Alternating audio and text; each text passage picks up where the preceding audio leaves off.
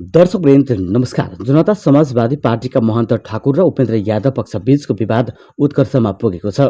उपेन्द्र यादव पक्षले शनिबार र आइतबार काठमाडौँमा बोलाएको कार्यकारिणी समितिको बैठकले जसपाका कुनै नेता केपी ओली सरकारमा गए स्वत पार्टीबाट निकाल्ने चेतावनी दिएका छन्। यादव पक्षले शनिबार ठाकुर, राजेन्द्र महतो, शर्वेन्द्रनाथ शुक्ल र लक्ष्मणलाल कर्णलाई स्पष्टीकरण सोध्ने निर्णय गरेको थियो। यादवले निकालेको विज्ञप्तिमा केपी ओली नेतृत्वको वर्तमान सरकारलाई प्रतिगमनकारी सरकार भनिएको छ। विज्ञप्तिमा प्रधानमन्त्री ओली र राष्ट्रपतिबाट भएको कदम गैर संवैधानिक भएको भन्दै उक्त कदमको निन्दा र भर्त्सना गरिएको छ। पार्टी हित विपरीत जाने जसपाका नेताहरूमाथि छानबिन गरी कारबाही गरिने यादवले जनाएका छन्। यता प्रधानमन्त्री केपी शर्मा ओलीले संविधानको धारा 76(5) अनुसार प्रधानमन्त्री नियुक्तिको आधार ठहर गर्ने राष्ट्रपतिको अधिकारबारे केही उजुरी नलाग्ने बताएका छन्।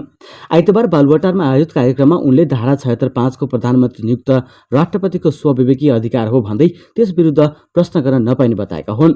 संविधानमा राष्ट्रपतिको स्वविवेकीय अधिकार प्रयोग गर्ने यो मात्र ठाउँ हो, यस विरुद्ध कहीँ कतै उजुरी लाग्दैन, कहीँ हेरफेर गर्न मिल्दैन, ओलीले भनेका हुन्।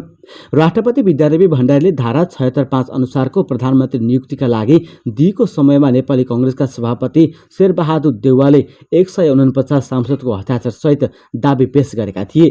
त्यस्तै प्रधानमन्त्री केपी शर्मा ओलीले नेकपा एमालेको 121 र जनता समाजवादी पार्टीको 32 जना गरी 153 सांसदको समर्थन रहेको दाबी पेश गरेका थिए। तर राष्ट्रपतिले दुवैको आधार नपुगेको भन्दै धारा 76(5) को प्रधानमन्त्री नियुक्ति गर्न अस्वीकार गरेकी थिइन्। प्रधानमन्त्री ओलीले राष्ट्रपतिको अधिकार नमान्ने, पद प्रतिष्ठा र मर्यादा नमान्ने प्रवृत्ति देखाएको बताए। यस्तै प्रधानमन्त्री केपी शर्मा ओलीले आफ्नो नेतृत्वको सरकारलाई चुनावी सरकार बनाउन प्रस्ताव गरेका छन्। आइतबार पत्रकार सम्मेलन गरी एमाले अध्यक्ष समेत रहेका प्रधानमन्त्री ओलीले यही सरकारलाई चुनावी सरकार बनाउन प्रस्ताव गरेका हुन्। उनले अघि भने 7वटा मन्त्रालय खाली छन्, संविधानले 25 भन्दा बढी बनाउन नपाउने भनेको छ। दलहरूको संविधानको हैसियत अनुसार बाँडेर यही सरकारलाई राष्ट्रिय सरकार बनाउन सकिन्छ, यही सरकारलाई चुनावी सरकार बनाउन सकिन्छ। यता पूर्व प्रधानमन्त्री माधव कुमार नेपालले नयाँ दल खोल्ने भएका छन्। उनले यसै हप्ता दल दर्ताको तयारी समेत गरेका छन्। नेपालले नयाँ दल खोल्न लागेको खुलासा गरिसकेका छन्। यसको खाका तयार पनि भइसकेको बुझिएको छ। नेकपा एमालेका अध्यक्ष केपी शर्मा ओलीले नेपालसहित नेताहरू झलनाथ खनाल, भीम रावल लगायतलाई कारबाही गर्ने निश्चित भएपछि नयाँ दल खोल्न लागेका हुन्। नयाँ दलको नाम नेकपा समाजवादी हुनेछ। ऋषि कटेलसँग कुरा मिली नेकपा नै राखेर जाने तयारी समेत भएको छ। चुनाव घोषणा भइसकेकाले निर्वाचन आयोगमा दल दर्ता गर्न नपाइने अवस्था छ। त्यसैले अन्य विकल्पमा अगाडि बढ्ने तयारी समेत नेपाल समूहको रहेको छ। नयाँ खोल्न लागिएको दलको अध्यक्षमा माधव कुमार नेपाल रहनेछन्। वामदेव गौतम सहभागी भए उनी पनि सह अध्यक्ष हुने गरी तयारी भएको छ। वरिष्ठ नेतामा झलनाथ खनाल रहनेछन्। जनताको बहुदलीय जनवाद नै पार्टीको सिद्धान्त रहनेछ। महासचिव भीम रावल रहनेछन्। अष्टलक्ष्मी साक्य उपाध्यक्ष रहनेछिन्। नेपालसँग साथमा रहने र कठिन समयमा साथ दिनेहरूलाई महत्त्वपूर्ण जिम्मेवारी दिइनेछ। पार्टीमा अधिकांश युवाहरूलाई स्थान दिने तयारी भएको छ। महिलालाई पदाधिकारीमा बढी स्थान दिने गरी तयारी भएको बुझिएको छ। प्रचण्ड नेतृत्वको माओवादी केन्द्रसँग सहकार्य या एकीकरण गरेर जाने तयारी समेत भइरहेको बुझिएको छ। यता राष्ट्रपति कार्यालयको वेबसाइटबाट शुक्रबार राति जारी भएको दुवै प्रेस विज्ञप्ति हटाइएको छ। प्रधानमन्त्री नियुक्ति सम्बन्धमा र प्रतिनिधि सभा विघटन गरी अर्को प्रतिनिधि सभाको निर्वाचन मिति तोक्नु भएको शीर्षकमा राखेको दुवै विज्ञप्ति हटाइएको हो। हटाइएका दुवै विज्ञप्ति क्रमशः जेठ 7 गते राति 23:38 र जेठ 8 गते बिहान 1:49 प्रकाशित भएका थिए। शनिबार बेलुकैदेखि राष्ट्रपति कार्यालयको वेबसाइटमा ती सूचना राखिएको थिएन। प्रधानमन्त्री नियुक्त सम्बन्धमा शीर्षकको प्रेस विज्ञप्तिमा केपी शर्मा ओली र शेरबहादुर देउवाले संविधानको धारा 76(5) अन्तर्गत प्रधानमन्त्रीमा गरेको दाबीलाई अस्वीकृत गरिएको सम्बन्धमा जानकारी गराइएको थियो। दाबीकर्ता दुवै माननीय सदस्यहरूका समर्थनकर्ता भनिएका सदस्यहरू एक अर्कामा दोहोरो परेका, दलको निर्णय विपरीत एकले अर्कोलाई समर्थन गरेको समेत देखिएको र सम्बन्धित दलले मान्यता नदिन लेखिआएको समेत देखिएकोले नेपालको संविधानको धारा 89 को खण्ड 9 समेत आकर्षित हुन सक्ने राजनीतिक दल सम्बन्धी ऐन 2073 को परिच्छेद 6 का विषयहरू समेतलाई ध्यान दिँदै दाबीकर्ता दुवै माननीय सदस्यहरूले संविधानको धारा 76 को उपधारा 5 बमोजिम प्रतिनिधि सभामा विश्वासको मत प्राप्त गर्न सक्ने ठोस आधार नदेखिएकोले उक्त उपधारा 5 बमोजिमका दाबीकर्ता दुवै माननीय सदस्यहरूको दाबी नपुग्ने देखिएकोले प्रधानमन्त्री पदमा नियुक्ति गर्न मिल्ने देखिएन। राष्ट्रपति कार्यालयका सहप्रवक्ता केशव प्रसाद घिमिरेद्वारा प्रकाशित विज्ञप्तिमा भनिएको थियो। त्यस्तै शुक्रबार राति यानि कि शनिबार बिहान प्रकाशित दोस्रो सूचनामा भने प्रतिनिधि सभा विघटन गरिएको र नयाँ मिति तोकिएको जानकारी गराइएको थियो।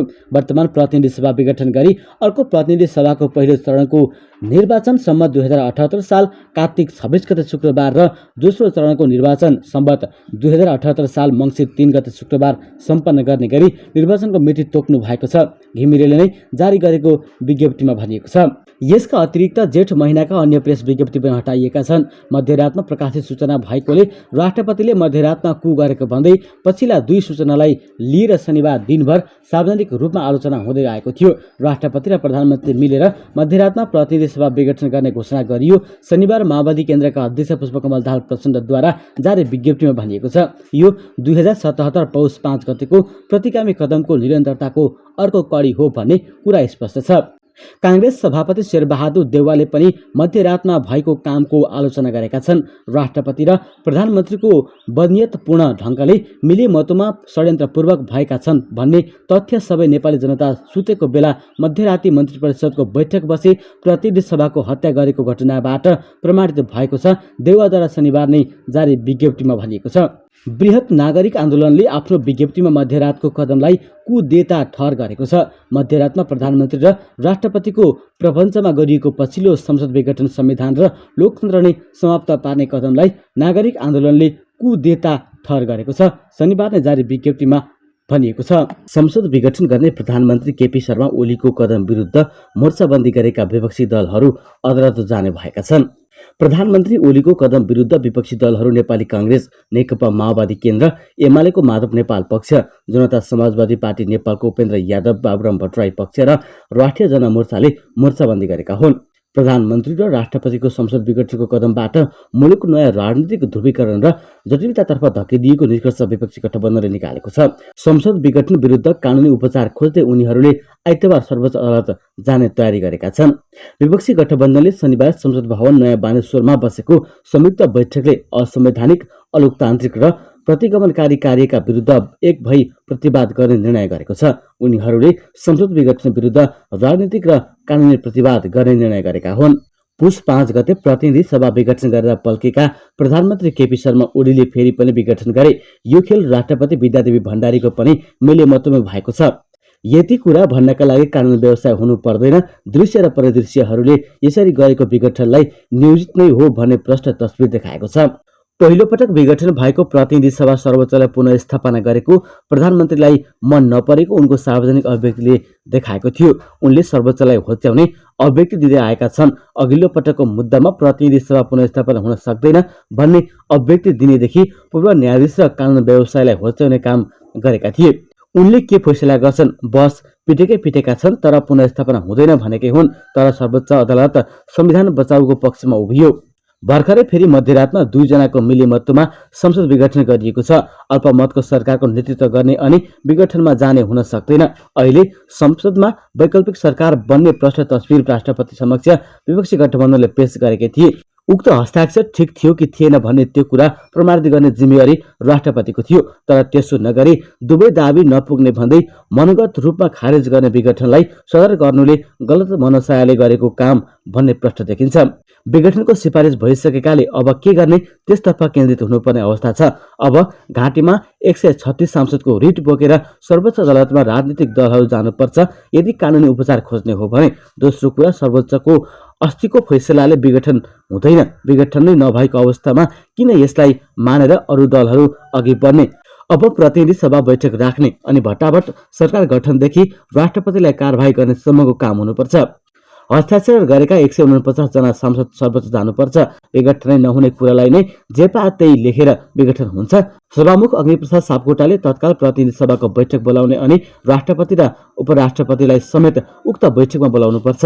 केपी शर्मा ओलीले जे पाए त्यही गर्न हुने अनि अरूले वैधानिक रूपमा प्रतिनिधि सभाको बैठक किन राख्न नहुने भन्ने कतै देखिँदैन। राजनीतिक दलहरूले अब हिम्मत देखाउने समय आएको छ। राष्ट्रपतिसँग के छ? न त जनमत न नैतिक बल नै छ। प्रहरी वा आर्मीको प्रमुख हुँ भन्दैमा हुन्छ र? कानुनी शासन मान्नु पर्दैन। संविधान अरूले मात्रै मान्नुपर्ने हो। राष्ट्रपति प्रधानमन्त्रीले मान्नै पर्दैन। जे पाए त्यही लेख्ने अधिकार कसले दियो? हामीले 2062-63 मा जनआन्दोलन गरेर ल्याएको संविधान अहिले कोल्याप्स गराउने बाटोमा प्रधानमन्त्री र राष्ट्रपति लागेका छन्। व्यङ्कुश राजतन्त्र विरुद्ध सडकमा ज्यानको बाजी थापेर ल्याएको संविधान र गणतन्त्र कसैको वीरता होइन।